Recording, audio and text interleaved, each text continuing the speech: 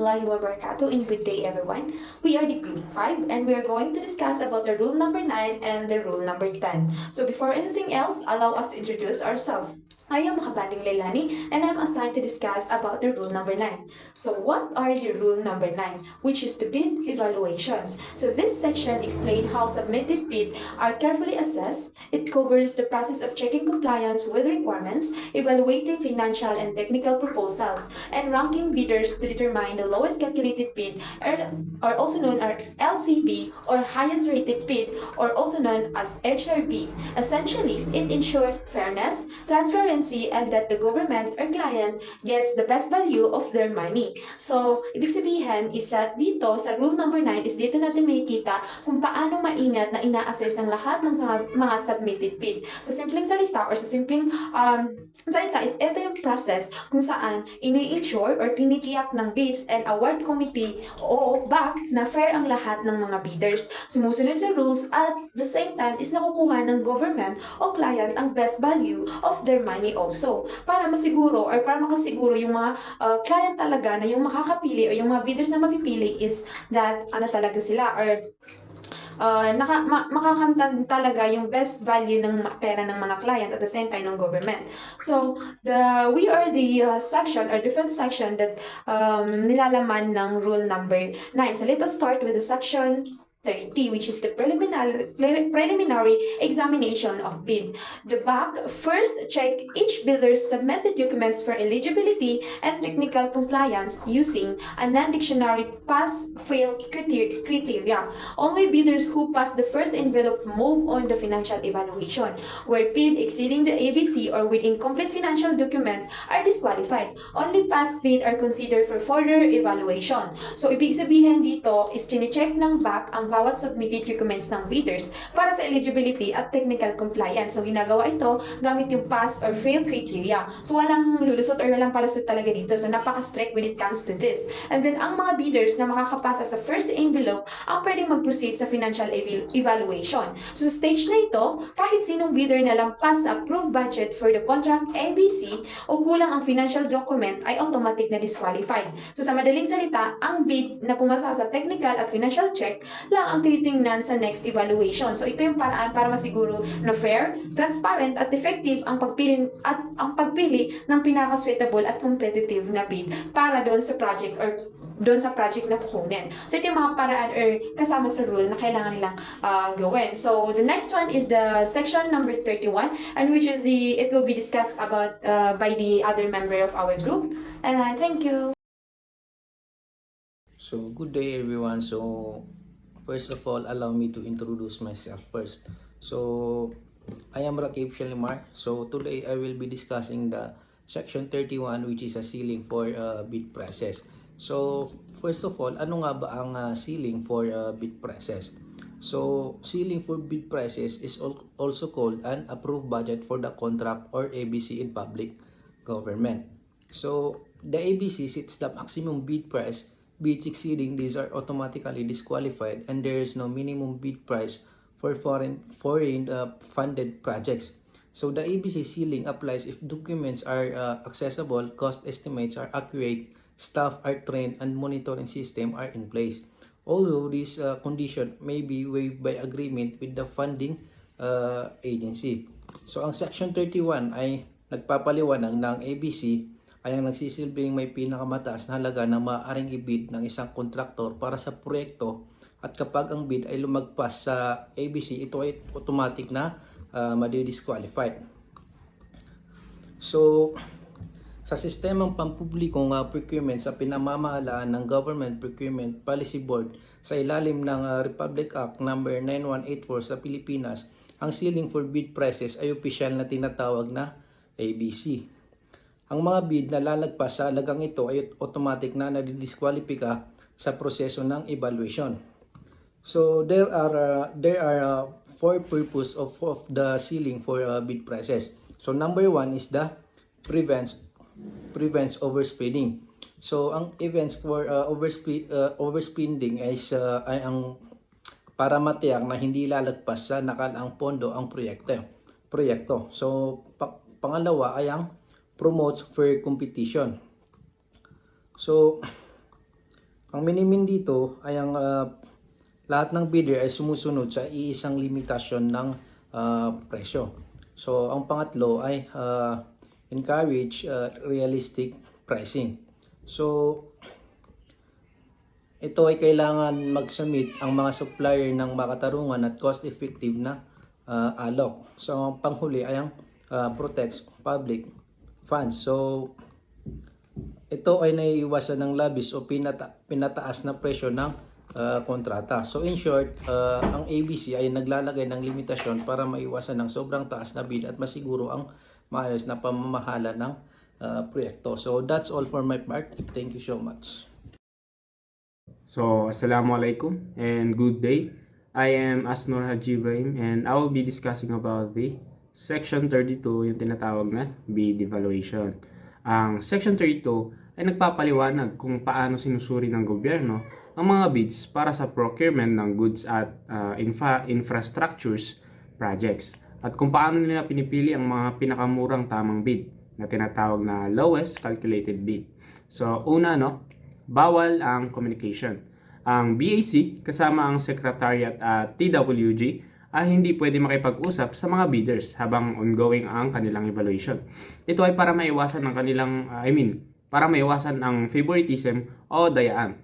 Pwede lang silang magtanong kung may kailangan linawin at dapat nakasulat ang tanong at sagot. So, pangalawa ay yung pag-check ng completeness, tinitingnan ng BAC kung kompleto ba ang bid. So, ibig sabihin, lahat ng requirements at items na nasa bidding documents ay dapat kasama. So, kapag may kulang o walang presyo, automatic disqualified ang bid, Pero kung kapag naman ang presyo ay zero, ibig sabihin, inaalok nila yon na for free.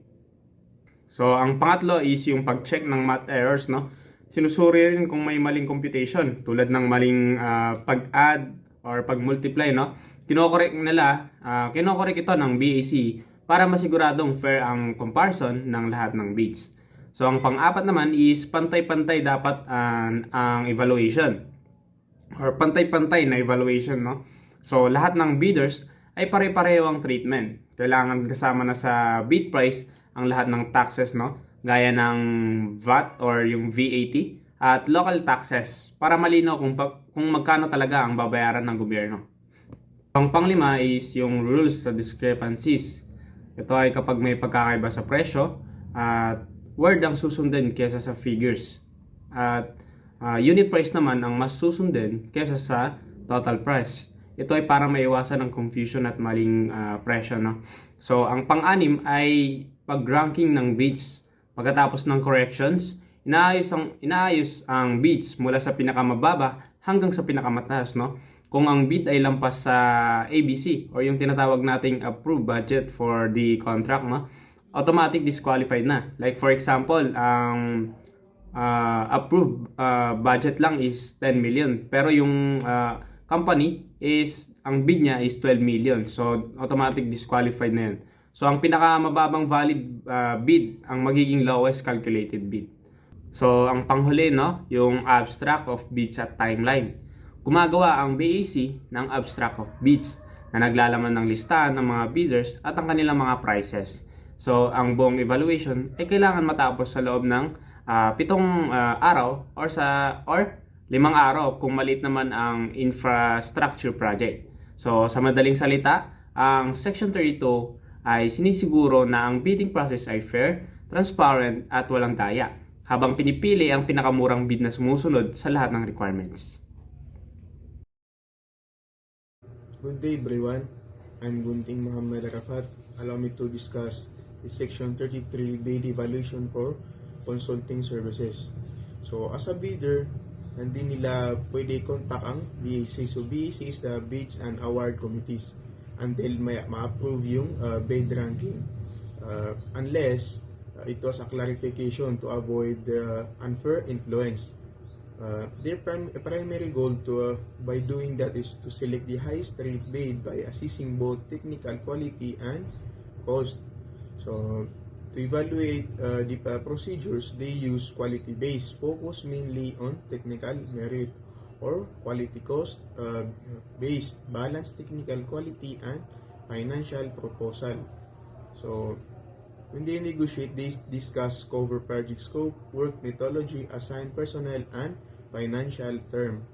So, sa mga team members, they cannot be replaced until there's a valid justification. Hindi sila basta-bastang napapalitan. And the entire evaluation process must be finished within 21 days. And that's all for my part. So good day, I am Ruslani Salik Pagayawan. I will be reporting the rule number 10, which is the post-qualification, especially Section 34, objective and process of post-qualification under the procurement law. So first, what is post-qualification?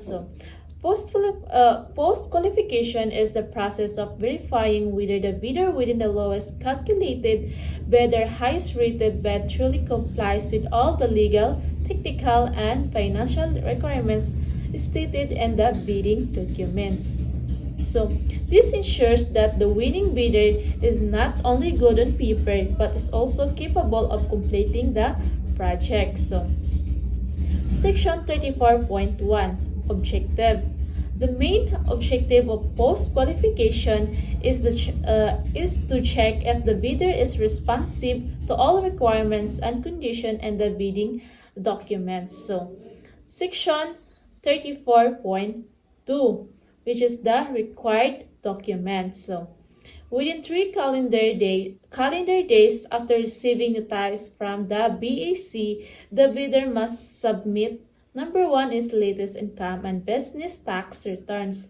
Number 2, fellowship's registration certificate. And the last one is required license and permits. So, if the bidder fails to submit these documents on time or submit false information, the bid security will be forfeited. The bidder will be disqualified. So, next one is Section 34.3. What does the BEC verify? So, the BEC verifies 3 main requirements. So, number 1 is legal requirements. So legal requirements, we have valid license and permits, not blacklisted, also proper registration. So, number 2 is technical requirements. So, technical requirements, we have experience and competence of the contractor, qualification of key personnel, availability of equipment, good performance in ongoing project, and also valid bid security.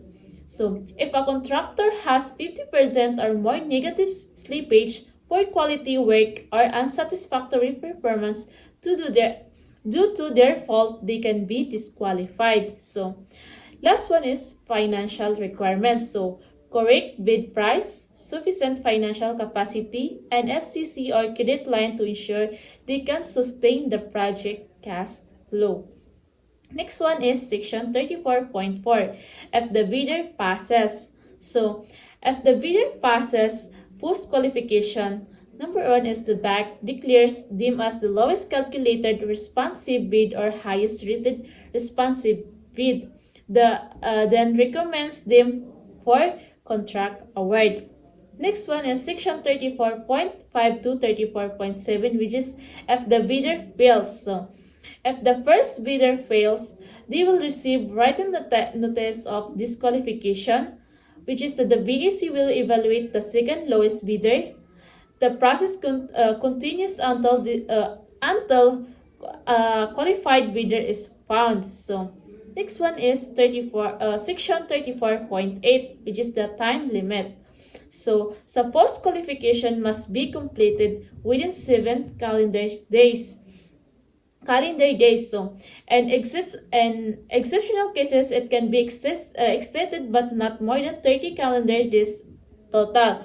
So, in summary, as rule number 10 ensure transparency and fairness in procurement. It guarantees that the contractor awarded the project is legally qualified, technically capable, and financially stable. So, post-qualification protects the government and ensures successful project implementation. So, that's all my report. Good day, everyone. So I am Lumna Abdul Jamil. So today I will be reporting Section 35 and Section 36 of the revised implementing rules and regulations, which govern failure of bidding and single calculated or rated and responsive bid submission. So in Section 35 or failure of bidding, in Section 35, it enumerates the circumstances under which the Bids and Awards Committee or BAC shall declare a failure of bidding. So these include instances where no bids are received, or where all prospective bidders are declared ineligible, or where all bids fail to comply with the requirements or fail post-qualification. Or lastly, when the bidder with the lowest calculated responsive bid or highest rated responsive bid refuses the award without justifiable cause. So following a failure of bidding, Section 35.2 mandates the BAC to conduct a review and evaluation of the bidding documents, including the cost estimates. After that, in Section 35.3, the BAC may revise the bidding documents or adjust the approved budget for the contract and proceed with rebidding.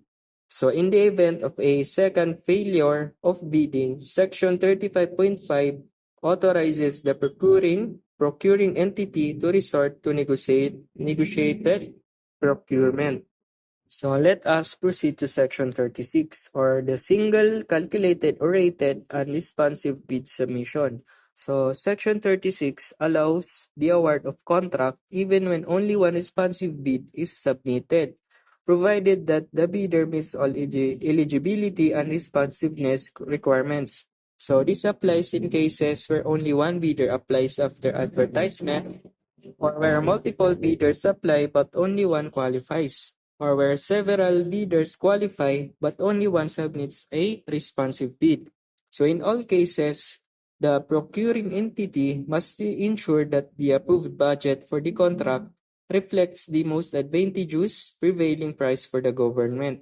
So in conclusion, Section 35 provides safeguards to address failed bidding, while Section 36 ensures that procurement may still proceed efficiently without compromising fairness and government interest.